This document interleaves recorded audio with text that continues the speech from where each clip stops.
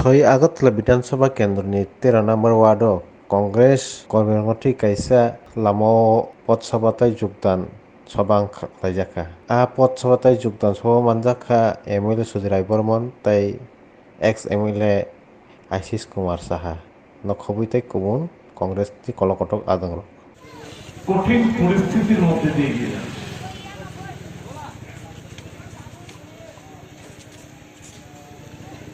মানুষকে মানুষের মধ্যে লড়িয়ে দিচ্ছে ধর্মের নামে, জাতপাতের নামে, ভাষার নামে, আঞ্চলিকতার নামে শাসক গোষ্ঠী পরিকল্পনা মাফিক ক্ষমতায় টিকে থাকার জন্য একে অপরের বিরুদ্ধে বিভাজনের রাজনীতির মাধ্যমে লড়িয়ে দিচ্ছে।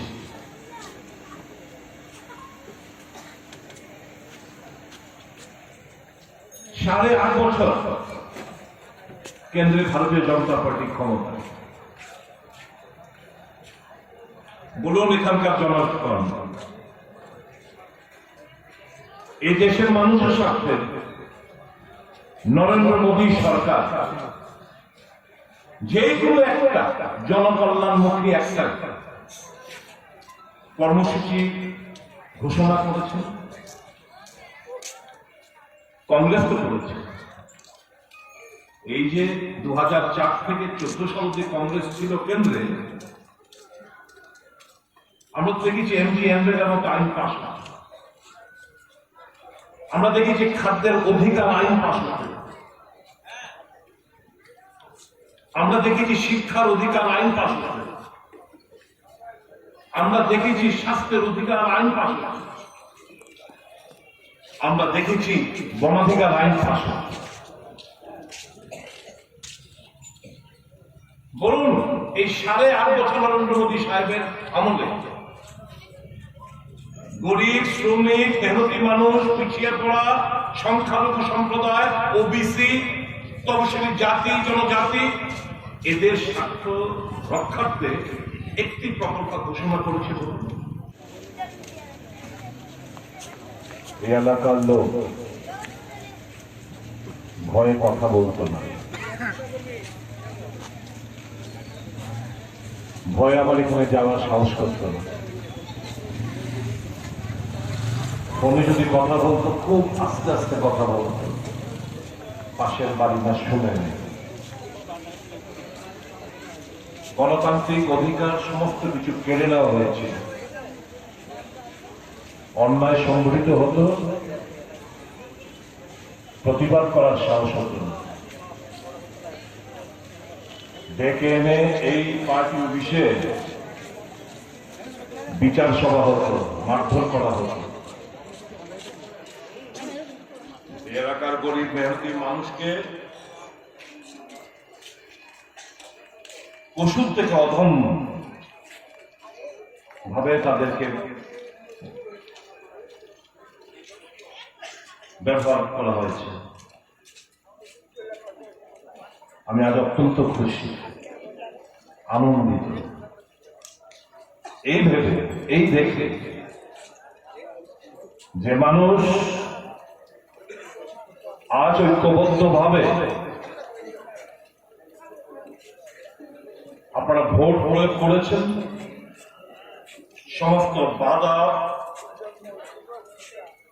উপেক্ষা করে ভোট কেন্দ্রে গিয়ে পবিত্র মতদান করেছেন, সাহস নিয়ে আছে এখানে প্রোগ্রাম করছেন। এখানকার যুবক বন্ধুরা, ভাইরা গণতান্ত্রিক অধিকার রক্ষা মানুষের, তারা নিজেদেরকে নিয়োজিত করছে মানুষের।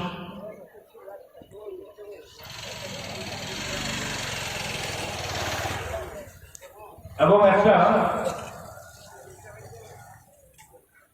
এই ভয়, ভীতি, পরিবেশ, পরিস্থিতি থেকে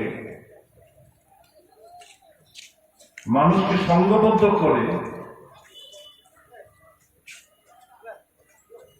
নতুন ভাবে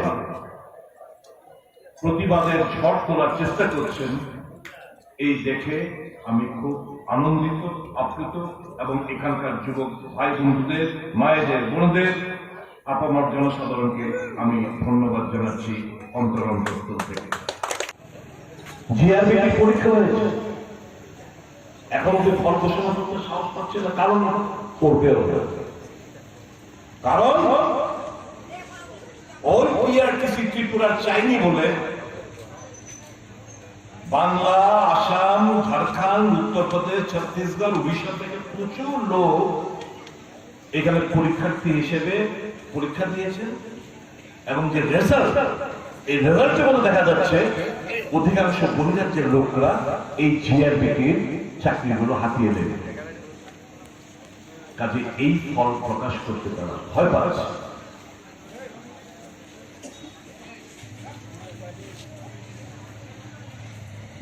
10,323 নিয়ে কোন ইতিবাচক কোন সিদ্ধান্ত নিতে ব্যর্থ সরকার। প্রতিশ্রুতি দেওয়া ছিল যে মানবিক দৃষ্টিভঙ্গি দিয়ে আমরা তার সমাধান করব। কোথায় সমাধান আছে? কোন প্রচেষ্টা আমি দেখতে পাচ্ছি না। শিক্ষকের অভাবে স্কুলগুলো পঠন পাঠন দারুণভাবে ঢুকছে।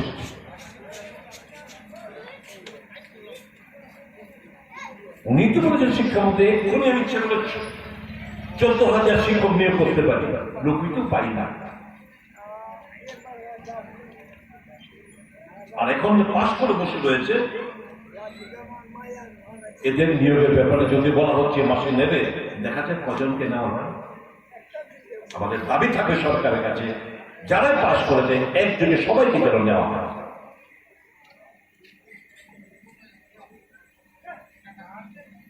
বন্ধুরা, ভারতবর্ষ খুব কঠিন পরিস্থিতির মধ্যে দিয়ে আমাদের চলতে হচ্ছে। তার জন্য inflation double digit. Narendra Modi সরকার আসার পর এই 8.5 বছরে 23 কোটি ভারতীয় নতুন ভাবে দরিদ্র সীমার নিচে চলে গেছে। কংগ্রেসের 10 বছরে মনমোহন সিং যখন প্রধানমন্ত্রী ছিলেন, 27 কোটি দেশবাসীকে দরিদ্র সীমার নিচ থেকে নানা প্রকল্প সুবিধা প্রদান করে তাদেরকে দরিদ্র সেবা রেখার নিচ থেকে তুলে এনে আনা হয়েছিল। আর গত 1.5 বছরে নতুন ভাবে 23 কোটি লোক দরিদ্র সীমার নিচে চলে গেছে। কয়েক লক্ষ ছোট মাঝারি শিল্প বন্ধ, কোটি কোটি লোক কর্মচ্যুত, কাজ নেই, গ্রাম পাহাড়ে কাজ নেই, খাদ্যের অভাব।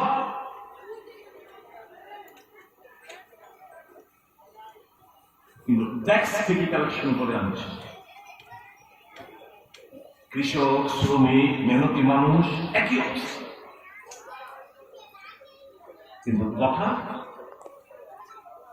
কথার বেলায় সাংঘাতিক। আমার মনে পড়ে, এখন তো এটা হয় না, রবীন্দ্র ভবনে একটা আম গাছ ছিল, আমাদের আগরতলা রবীন্দ্র ভবনে। বেশ কয়েক বছর এই রবীন্দ্র ভবনের আম গাছের নিচে গল্প প্রতিযোগিতা হতো। এখনকার যারা ছেলেরা হয়তো খুব ছোট ছিলেন, যারা এখানে মুরব্বীরা আছেন কিংবা মাঝারি বয়সে যারা রয়েছেন, এদের স্মরণ আছে নিশ্চয়ই গল্প প্রতিযোগিতা হতো। আমি নির্দ্বিধায় বলতে পারি, ভারতীয় জনতা পার্টির অরিজিনাল যে মালগুলো রয়েছে, তাদের কাউ যে কেউ সে বিপ্লব দেবেই হোক আর নরেন্দ্র মোদী হোক, এমন যদি একটা গল্প প্রতিযোগিতা অনুষ্ঠিত হয় সারা দেশ জুড়ে, 100% এই নরেন্দ্র মোদী বিপ্লব দেবরা তখন পুরস্কার নিয়ে আসে। কংগ্রেস 70 বছর কি করেছে? খালি কংগ্রেস করেছে বলে এখন তোমরা এগুলোকে বিক্রি করে দিচ্ছি, জাতীয় সম্পদগুলোকে বিক্রি করে দিচ্ছি।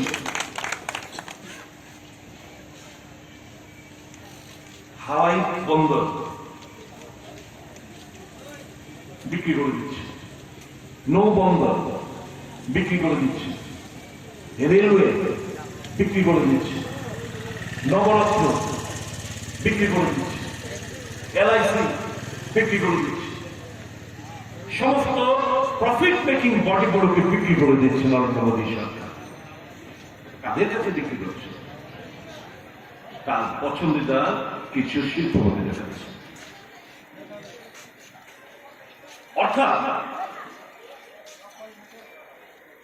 মানুষ, বিশেষ করে যারা গরিব অংশের মানুষ, তারা সহজভাবে তার স্বাস্থ্য পরিষেবা পাবে না, কম দামে ট্রেন চলাচল করতে পারবে না, কম দামে প্লেনে বসতে পারবে না, সমস্ত কিছুর মূল্য বৃদ্ধি হচ্ছে, সমস্ত কিছুর মধ্যে ট্যাক্স বসিয়ে দিচ্ছে, চালের মধ্যে, ডালের মধ্যে, আটার মধ্যে ট্যাক্স, হাসপাতালের বিছানার মধ্যে ট্যাক্স এখন নতুন ভাবে। মানে গরিবদের অবস্থা খুব শোচনীয় ভারতবর্ষ। রাহুল গান্ধী যে এই ভারত জোড়ো যে পদযাত্রা করছেন, তিনটে বিষয়কে নিয়ে। ধর্মের নামে যে রাজনীতি করা তার বিরুদ্ধে। আমি একটা ধর্ম করি, আমি আমার ধর্ম প্রচার করব, আমি ঠাকুরের নাম দেব, আমি আরেকটা ধর্মকে আমি ছোট করবো কেন? তাদের হিংসা করবো কেন? আমি তো মসজিদের মাথা টেকি, এটা অভ্যাস, কথা, শুধু বুলেটিন, শুধু মানুষকে প্লাস দেওয়া, মিথ্যা কথা বলা, মানুষের সিম্পিতি কিভাবে আদায় করলো? মেস স্টেশনকে চায় বেচতে। উনি যখন চার বিক্রির কথা বলতেন, তখন ওই স্টেশনে গেলে স্টেশন ছিলই না, রেল লাইন ছিল না, স্টেশন তো দূরের কথা। অথচ উনি বলতেন मैं तो चाय बेचता था। মিথ্যে কথা। ওনার সার্টিফিকেট মাস্টার ডিগ্রি হোল্ডার নাকি মানে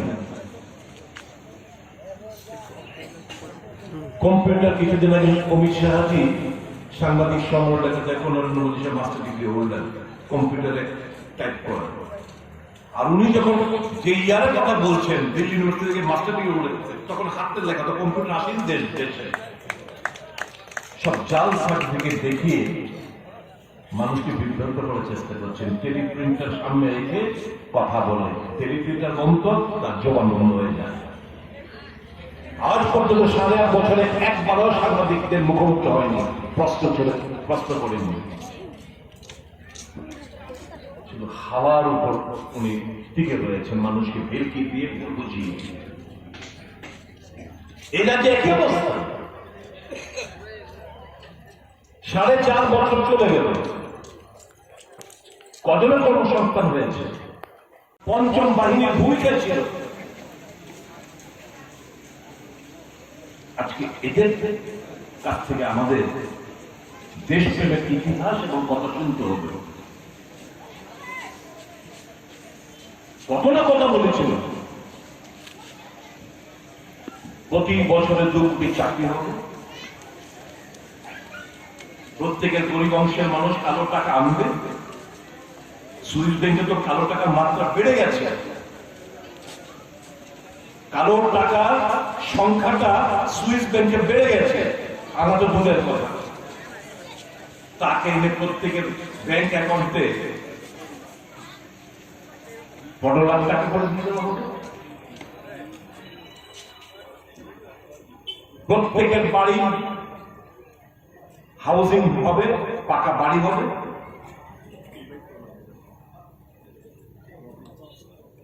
মেহেঙ্গাই মুক্ত ভারত হবে। তেল, পেট্রোল, ডিজেল এই সমস্ত দাম কমাবে।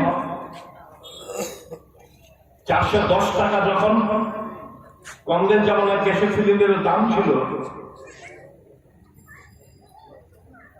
बहुत हो गई महंगाई की मार अब की बार मोदी सरकार সুন্দর সুন্দর ডায়লগ দিয়েছে এখন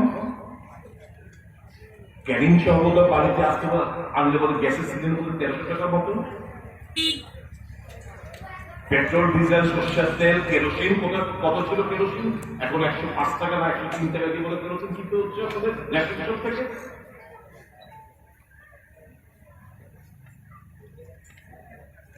রাহুল গান্ধী এই তিনটে ইস্যুকে কেন্দ্র করে দ্রব্যমূল্য বৃদ্ধি বেকারদের কর্মসংস্থানের দাবি এবং ধর্মের নামে কিছু বিভাজনের রাজনীতি এর বিরুদ্ধে উনি দেশটা যেন বিখণ্ডিত না হয় দেশের একতা যাতে বজায় থাকে হিন্দু মুসলমান কিন্তু ধর্মের নামে যাতে কোনো লড়াই না হয় রক্তপাত না হয় প্রায় ৩,৫০০ কিলোমিটার কন্যাকুমারী থেকে কাশ্মীর পর্যন্ত ৩,৫৭০ কিলোমিটার উনি পায়ে হেঁটে যাচ্ছেন আজকে 11তম দিন ধর্ম নিরপেক্ষতা বজায় রাখে ছাত্র জীবন থেকে আমাদের এই আদর্শে আমরা ধাবিত হচ্ছি ভারতীয় জনতা পার্টিতে গেছিলাম মাঝখান থেকে কিন্তু আদর্শচ্যুত হইনি আমি ভারতীয় জনতা পার্টির মঞ্চ থেকেও আমি আসসালামু আলাইকুম বলতাম এই নিয়ে আমাকে তিরস্কৃত করা হয়েছে আমি তোয়াক্কা করিনি কারণ আমি মানুষ রূপে আমি সবাইকে ভালোবাসতে শিখেছি আমাদের দল সেটাই বলেছে ধর্মের নামে ধর্মের বিরুদ্ধে ধর্মকে লেলিয়ে দিচ্ছি নুপুর শর্মার মতো ভারতের জনতা পার্টির ব্যর্থ মহিলা এত জঘন্য এবং কুরুচিপূর্ণ মন্তব্য করে প্রফেট মোহাম্মদ সম্পর্কে সবাই জানে কোথায় বিচার করবে প্রত্যেকটি অনেকগুলো প্রদেশ থেকে কেস করা হয়েছে তাকে আরো বেশি করে সিকিউরিটির ব্যবস্থা করে দিয়েছে এই কথাগুলো কেন বলা হয় ঘৃণা ছড়াবার জন্য হিন্দু মুসলমান যাতে লড়াই করে তার জন্য ইতিহাসকে বিকৃত করার চেষ্টা হচ্ছে তাজমহলের নিচে মন্দির কুতুব মিনারের নিচে মন্দির এই সমস্ত কথাবার্তা বলে আমাদের যে ইতিহাস বিকৃত করে নতুন ভাবে ইতিহাস রচনার চেষ্টা হচ্ছে ভারতীয় জনতা পার্টির তরফ থেকে এরা স্বাধীনতা সংগ্রামের পাঠ শাখায় কংগ্রেস দেশপ্রেমের পাঠ শাখায় কংগ্রেস আপনারা তো জানেন যে ভারতীয় জনতা পার্টি স্বাধীনতা আন্দোলনে তাদের কি ভূমিকা ছিল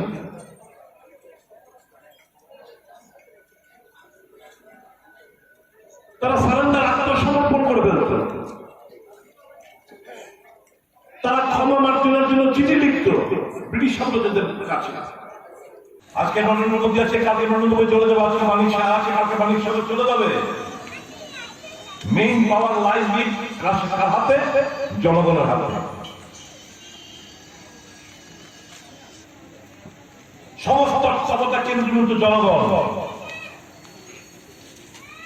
আমরা তো এই লড়াইটা লড়তে চাইছি কংগ্রেসীরা তাদের আত্মা বড় তাদের মন বড় মানুষের জন্য নিবেদিত প্রাণ কংগ্রেস মানুষের জন্য কিছু করে দেখাতে চায় কংগ্রেসে কংগ্রেসের চ্যালেঞ্জ ডান্ডা দিয়ে ঠান্ডা করার চ্যালেঞ্জ কংগ্রেস কখনো গ্রহণ করবে না কংগ্রেসীরা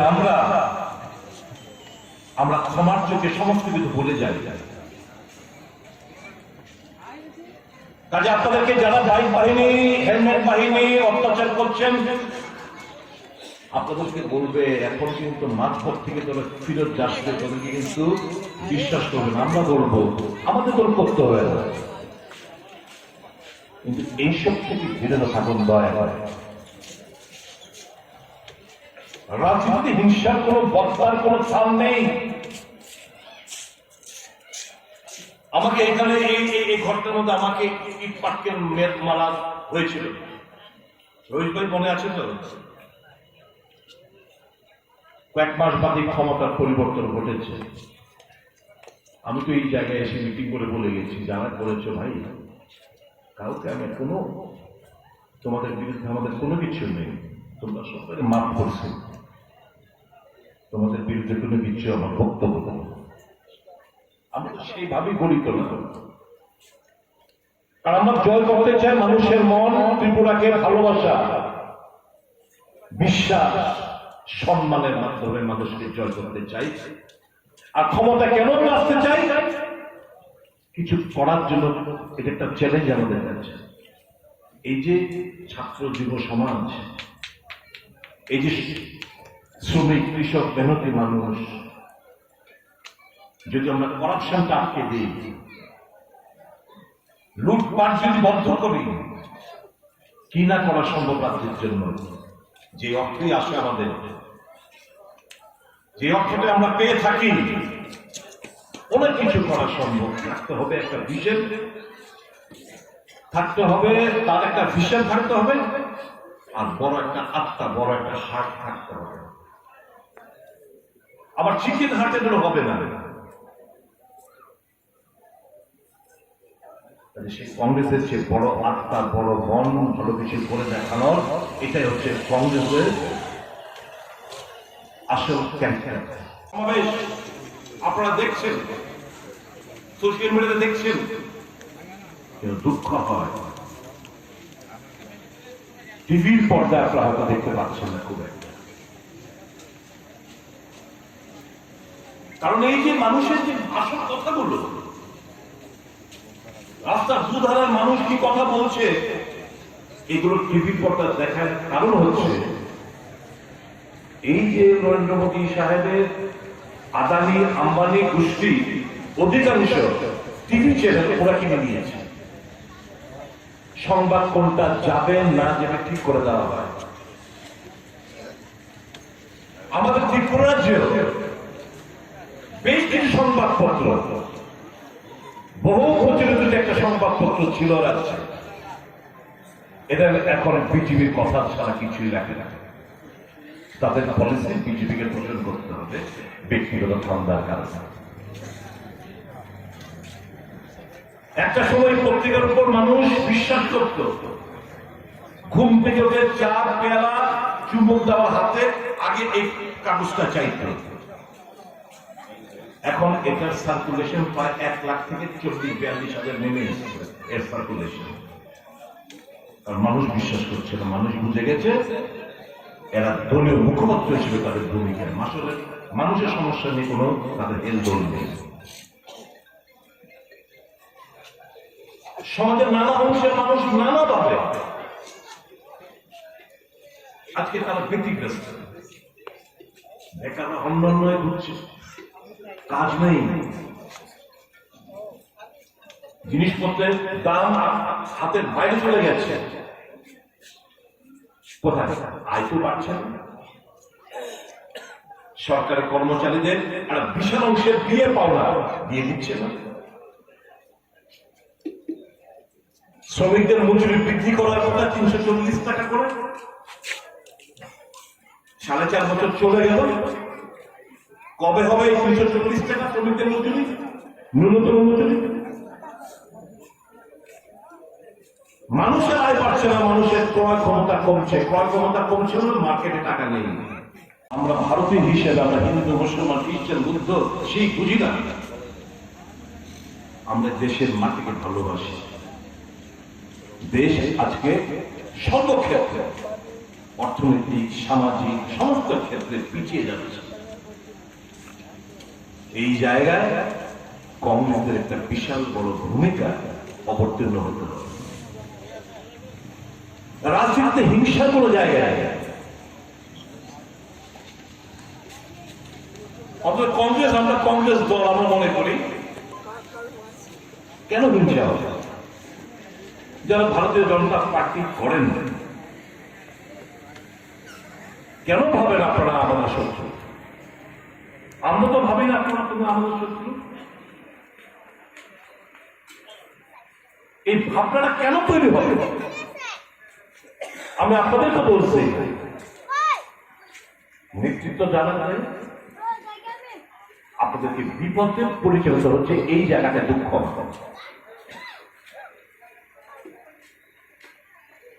ভারতীয় জনতা পার্টি যারা করছেন বর্তমানে একটা সময় তারা আমাদের সঙ্গে ছিলেন, একটা অংশ যারা এখনো করছেন, বলুন কখনো আমরা বলেছি বিপদে পরিচালিত করেছি, কখনো বলেছি দাঙ্গা হাঙ্গা, মানুষকে মারধর করো, দোকান লুটপাট করো, দোকান ভেঙে দাও, গড়িয়ে দাও, মানুষের সম্পত্তি নষ্ট করো, রক্ত ছড়াও? এই শিক্ষা তো কখনো আমরা দেখিনি। যারাই করছেন এরকম তখন ছিলেন না। প্রশ্নটা হচ্ছে কেন এরকম হচ্ছে? নেশায় আকৃষ্ট যুব সমাজ, ছাত্র সমাজ।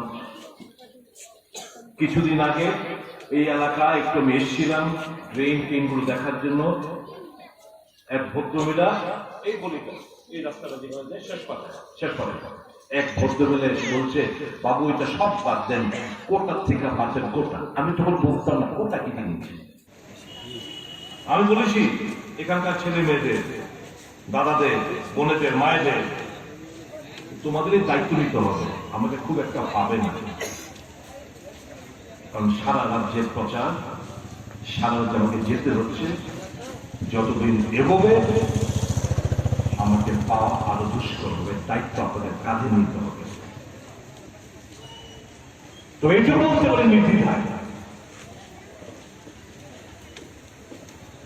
এই সরকারের আয়ু আর বড় জোর 5 মাস, এর মধ্যে কোনো সন্দেহ রাখবেন না।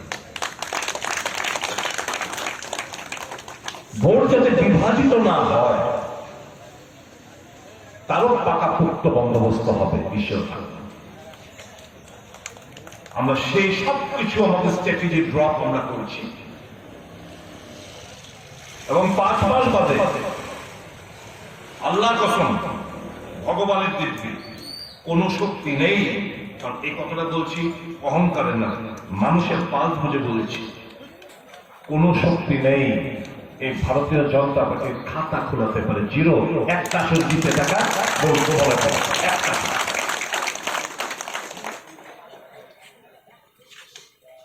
মানুষকে ধমকে চমকে ডান্ডা মেরে ভয় দেখিয়ে যদি মনে করেন যে 8 ভোট দলই সব জায়গাতে করে ফেলবেন, ভুল করছে।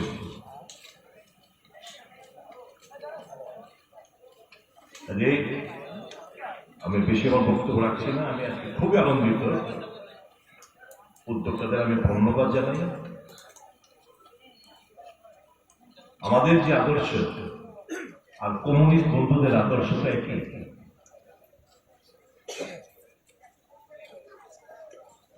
আমরা সেকুলার, কমিউনিস্টরা সেকুলার। আমরা সোশ্যালিজম বিশ্বাস করি, সমাজতান্ত্রিক দেশে বিশ্বাস করি।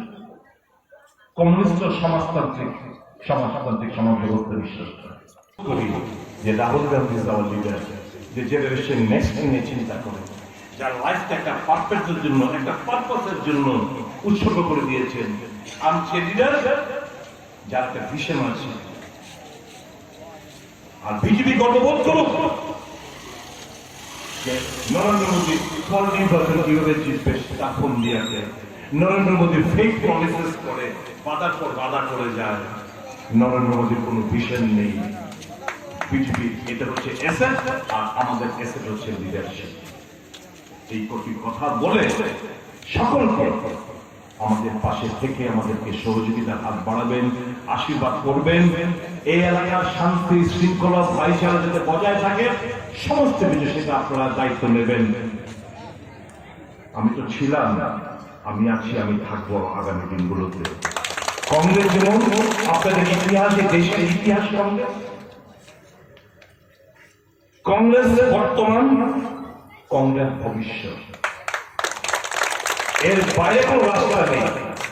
আমার রিপিট থাকবে আছে সমস্ত এই এলাকার সমস্ত ধর্মনিরপেক্ষ গণতান্ত্রিক সমাজতান্ত্রিক শক্তির কাছে আসুন একটা জায়গায় এসে এই ফ্যাসিজম এই স্বৈরাচারী মানসিকতার বিরুদ্ধে আমরা একটা জায়গায় এসে আমরা জবরদস্ত একটা লড়াই এই উৎসর্গ করে নিজের প্রাণ মানুষ যাতে সুন্দর হয়ে এই রাজ্যে মানুষ থাকতে পারে বসবাস করতে পারে।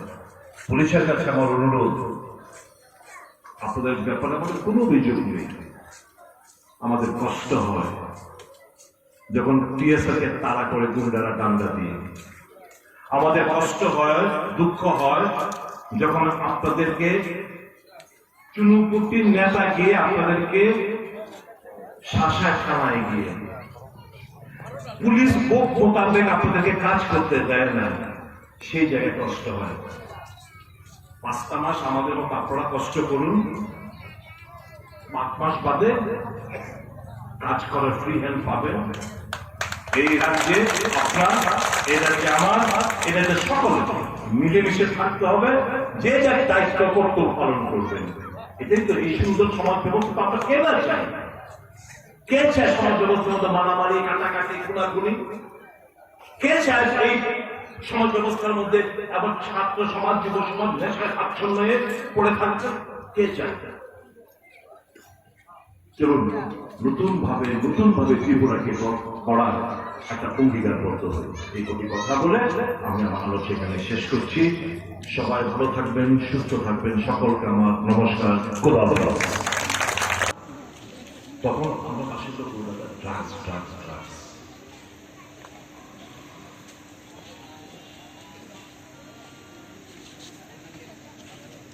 নেশা ছেড়ে গেছে সমস্ত ত্রিপুরা অলি গলি।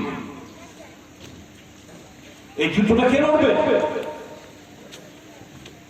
নেশামুক্ত ত্রিপুরার কথা বলেছিল আমাদেরকে। কিভাবে নেশার সঙ্গে অধিকাংশ ছাত্র যুব সমাজ জড়িত হয়ে পড়েছে। কত মায়ের কোল খালি হয়ে গেল ইতিমধ্যে। আজকের তারিখ পর্যন্ত, আজকের তারিখ অব্দি, আমি এসএমডি শুরু হচ্ছে 23 তারিখ থেকে, আমার একটা এজেন্ডা থাকবে এবার এসএমডি। এই রাজ্যে সরকারি ভাবে একটা রিহ্যাব সেন্টার করা হলো না, গড়ে তোলা হলো না।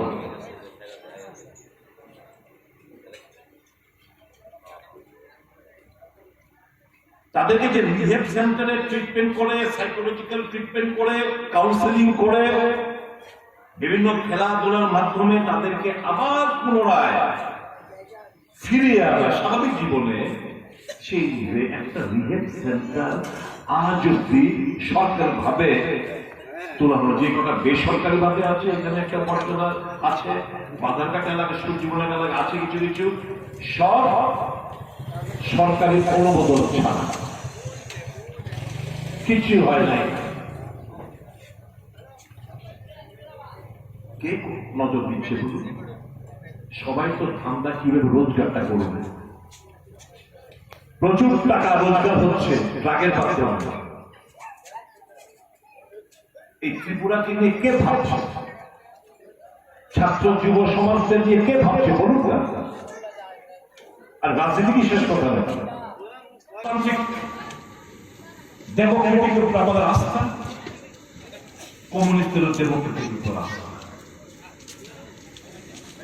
তাহলে ডেমোক্রেটিক, সোশ্যালিজম, সেকুলারিজম, এই 3টা জায়গা আমাদের এবং কমিউনিস্টদের মধ্যে মিল। কাজে কমিউনিস্ট বন্ধুদের কাছে আমার আবেদন থাকবে, আমি তো বলি কংগ্রেস হচ্ছে সবচেয়ে বড় কমিউনিস্ট, কংগ্রেস দলটা হচ্ছে সবচেয়ে বড় কমিউনিস্ট। আর আমরা যারা কংগ্রেস দল করি, দলের নেতৃত্ব, আমাদের থেকে বড় কমিউনিস্ট আর কেউ কমিউনিস্ট হতে পারে না। আমাদের আচার, চাল, চলন সমস্ত কিছু মিলিয়ে নেবেন, আমরা হচ্ছে সাচ্চা কমিউনিস্ট বলার জন্য। আরেকটা কথা বলে শেষ করছি, পলিটিশিয়ান এবং লিডারের মধ্যে যে পার্থক্যটা একটু বুঝিয়ে দিয়ে আপনাদের। নরেন্দ্র মোদীকে সবকিছু খারাপই বললাম, কিন্তু নরেন্দ্র মোদী আসল পলিটিশিয়ান। রাহুল গান্ধী কিন্তু পলিটিশিয়ান হতে পারলেন না নরেন্দ্র মোদীর মতো। রাহুল গান্ধী হচ্ছেন লিডার, রাহুল গান্ধী হচ্ছেন লিডার, নরেন্দ্র মোদী সাহেব হচ্ছেন পলিটিশিয়ান। এই পলিটিশিয়ান চিন্তা করে এই নির্বাচনের পরের নির্বাচনে কিভাবে জিতবে, নেক্সট ইলেকশন চিন্তা ভাবনা। আর লিডার চিন্তা হচ্ছে নেক্সট জেনারেশন নিয়ে চিন্তা ভাবনা। রাহুল গান্ধী নেক্সট জেনারেশন নিয়ে চিন্তা ভাবনা করছে, Narendra Modi politician next election কিভাবে জেতা যায় এটা চিন্তা ভাবনা করে থাকে। লিডারের একটা ভিশন আছে, পলিটিশিয়ানের কোন ভিশন নেই। এই পলিটিশিয়ান প্রমিস করবে, প্রমিস মানে ওয়াদা করবে, ওয়াদা মানে প্রতিশ্রুতি দেবে। আর লিডার তার লাইফটা একটা পারপাসের জন্য, একটা উদ্দেশ্য নিয়ে লিড করে। তাহলে লিডার পারপাস যেন লিড করে লাইফটা, আর পলিটিশিয়ান শুধু প্রমিসের উপর মানুষকে বোকা দিয়ে বোকা বানিয়ে ওই পরে নির্বাচন কিভাবে জেতা যায় সেটাই ফোন দিয়ে আমরা অবিচল। আমি আপনাদেরও আহ্বান রাখবো এই লক্ষ্যে অবিচল থেকে এই অঞ্চলে যারা কংগ্রেস নেতা কর্মী আপনারা যেমন কাজ করবেন, এই এলাকার যারা জনগণ যাদের কাছে প্রয়োজন এই বার্তাটা পৌঁছে দেওয়া যে আমরা একটা সরকার করতে চাই, যে সরকার হবে সত্যিকারের মানুষের সরকার। ধোঁকাবাজ, ঠকবাজ, প্রতারক যারা বলে এক ত্রিপুরা শ্রেষ্ঠ ত্রিপুরা, সবকা সাথ সবকা বিকাশ সবকা বিশ্বাস, আজকে এই রাজ্যের মানুষ হারে হারে টের পাচ্ছে এই শ্রেষ্ঠ ত্রিপুরাকে আজকে কোথায় নিয়ে গেছে ইতিহাস। আজকে এই ত্রিপুরার কোন জায়গায় মলিন হয়েছে, এই ত্রিপুরার সৌভ্রাতৃত্ববোধ, জাতি উপজাতির ঐক্য সম্পত্তি আজকে কোথায় গিয়ে পৌঁছেছে। এর থেকে পরিত্রাণ পেতে জাতীয় কংগ্রেসের হাতকে শক্তিশালী করতে হবে। আমি আবারও আপনাদের ধন্যবাদ জ্ঞাপন করছি যে চ্যালেঞ্জ আপনাদের ভোটাধিকারকে অপমান করে ওই বিজেপি দলের মুখপাত্র বলেছিল যে পদত্যাগ করে আসুন, আপনি প্রমাণ করুন আপনারা সেই মর্যাদা আপনারা কিন্তু রক্ষা করেছেন, দেখিয়ে দিয়েছেন। ওই মুখপাত্র আজকে আর মুখ দেখানোর লায়ক নেই। আমি সেলুট জানাই এই বিকারবনবাসীকে, মোল্লাপাড়াবাসীকে, এই অঞ্চলের মানুষজনকে যে সমস্ত ভয় ভীতি উপেক্ষা করে আপনারা গেছেন ভোট দিয়েছেন, সুদীপ বাবুকে পুনরায় নির্বাচিত করেছেন। আমরা কংগ্রেস দল কথা দিচ্ছি এই সুদীপ বাবুর জয় এটা আপনাদের আমরা সুদে আসলে আগামী দিন পুষিয়ে দেব একটা সরকার গঠনের মধ্যে। জয় হিন্দ, বন্দে মাতরম। এখন ঘর ঘর সুশাসন, 4.5 বছর তোমাদের কুশাসনে দুঃশাসনে মানুষ যখন আজকে তাদের নাবিশ্বাস উঠেছে, চরম লাঞ্ছনা বঞ্চনায় মানুষ যখন দল ছেড়ে পালাচ্ছে, মানুষ যখন কংগ্রেস দলের পতাকা হাতে নিয়ে লড়াইয়ের জন্য প্রস্তুতি নিচ্ছে, রাজ্যের মুখ্যমন্ত্রী বলছে ঘর ঘর সুশাসন, 5 মাসে সুশাসনের কথা বলে মানুষকে আবার আরেকটা জুমলায় ঠেলে দিচ্ছে। এই মুখ্যমন্ত্রী তো ক্ষমতা হাতে নিয়ে বলেছেন যে মানুষের জন্য উন্নয়ন করব, মানুষকে আমরা প্রতিশ্রুতি পালন করে দেখাবো, মানুষের কাজ করে দেখাবো, উনি তো বলেছিলেন। আবার উনি এক জায়গায় গিয়ে বলেছেন এত অল্প সময়ে আমরা এত কিছু করতে পারবো না, আমাদেরকে 2023 সালে আবার পুনরায় ক্ষমতায় বসিয়ে দিলে আমরা আগামী 5 বছরে এই রাজ্যের মানুষের জন্য কাজ করব। যখন তাদের কেন্দ্রীয় নেতা সর্বভারতীয় সভাপতি জেপি নাড্ডা সাহেব এই রাজ্যে আসেন, এই মুখ্যমন্ত্রীরা এই দলের নেতারা ওনাকে দিয়ে জনসভায় বলিয়েছেন প্রতিশ্রুতি নাকি 100% পূরণ হয়ে গেছে। মানুষের কাছে যে প্রতিশ্রুতি রেখেছিলেন তার 100% পূরণ হয়ে গেছে। 100% প্রতিশ্রুতি পূরণ করার পর 5 মাস আগে সুশাসনের কথা বলে আবার মানুষকে বিভ্রান্ত করা, পানীয় জল, স্বাস্থ্য, শিক্ষা, বৈদ্যুতিকরণ, মানুষের জন্য আবাস, কর্মসংস্থান, সুশাসনের মধ্যে এগুলি পড়ে না। কোথায় কর্মসংস্থান? বছরে 50,000 বেকারের চাকরি, শূন্য পদ পূরণ, যারা অনিয়মিত তাদেরকে নিয়মিতকরণ, বিভিন্ন দপ্তরে দপ্তরে মানুষকে নিয়োগ করে তাদেরকে কর্মসংস্থানের ব্যবস্থা করার কথা তো এই সরকার বলেছিল। 4.5 বছরে যারা পূরণ করতে পারেনি তারা কিভাবে সুশাসনের কথা বলে? আজকে পানীয় জলের হাহাকার, রাস্তা অবরোধ হচ্ছে, বিদ্যুৎ ব্যবস্থা ভেঙে পড়েছে, সাবস্টেশনগুলিতে গিয়ে মানুষ ভিড় জমিয়ে সেখানে মানুষ প্রতিবাদ করছে, সেখানে বিদ্যুৎ দপ্তরের কর্মীরা হেনস্থা হচ্ছেন, বিদ্যুৎ দপ্তরের হামলা হচ্ছে, রাজ্যের বিদ্যুৎ মন্ত্রী বিদ্যুৎ বেহালের অবস্থা করিয়ে বেআইনি কাজকর্ম করে বেআইনি ভাবে বহিরাগত ঠিকাদারদের কাজের দায়িত্ব পালন করে মানুষের ভোগান্তি দিনের পর দিন যখন বাড়িয়ে তুলেছেন, মানুষ দিয়ে ওই সাবস্টেশনগুলিতে হামলা করছে। সুশাসনের কথা বলে আজকে মানুষকে বিভ্রান্ত করে এই সরকার কি চাইছে? স্বাস্থ্যমন্ত্রী বলুন আর শিক্ষামন্ত্রী বলুন আর গ্রাম উন্নয়ন নগর উন্নয়ন দপ্তরের মন্ত্রীরাই বলুন, আজকে দুর্নীতিতে নিমজ্জিত হয়েছে।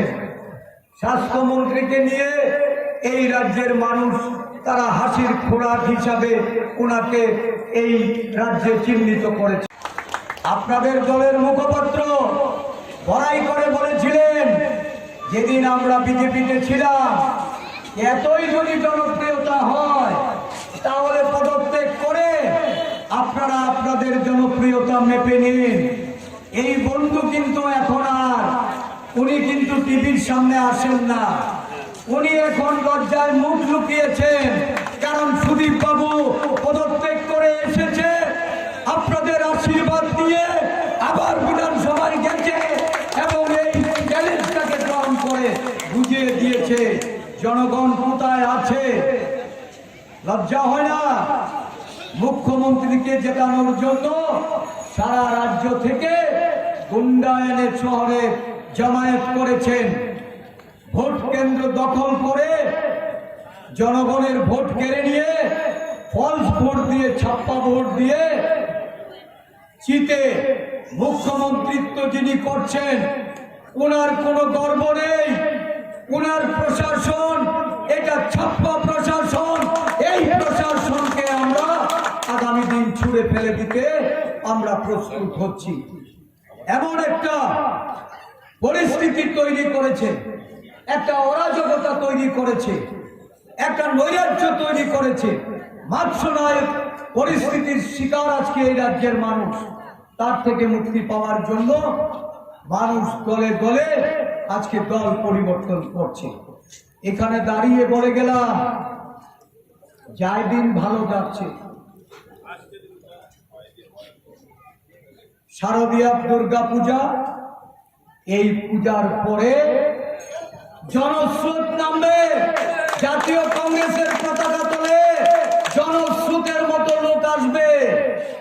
আর সেদিনটা ভালো নয়, ভয়ঙ্কর।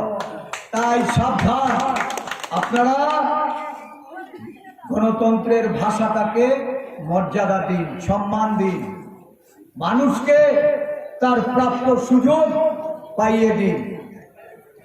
এই অঞ্চলে কয়েকজন নেতা আছেন যারা ভাবেন যে তাদের জমিদারিতে মানুষ বাস করে, গরিব মানুষ বলে যা খুশি করা যায়, যা খুশি বলা যায়, তাদের অধিকার কেড়ে নেওয়া যায়, তাদের অধিকারকে ক্ষুণ্ণ করে দাবিয়ে রাখা যায়। জাতীয় কংগ্রেস যেখানে রাস্তায় নেমেছে, যে গণ আন্দোলন তৈরি করছে, কাউকে দাবিয়ে রাখা যাবে না, কোনো সম্প্রদায়কে না, কোনো ধর্মকে না, কোনো জাতকে না, কোনো বর্ণকে না। আগামী দিন এই রাজ্যে কংগ্রেসের নেতৃত্বে একটা বিবিধ জাতি, বর্ণের, ধর্মের মানুষের সরকার হবে, জনগণের সরকার হবে। এই সরকার গড়ার জন্য আমরা সকলে ঐক্যবদ্ধ লড়াইয়ের প্রস্তুতি নিয়ে আমরা মাঠে নেমে এসেছি। ঐক্যবদ্ধ মানুষ এই রাজ্যের জনগণ তারা নিজেরাই আজকে প্রত্যক্ষ করছে। প্রতিটা ক্ষেত্রে একটা ব্যর্থ সরকার হঠাৎ করে সুশাসনের স্লোগান তুলে এই রাজ্যের মানুষকে বোকা বানাতে চায়।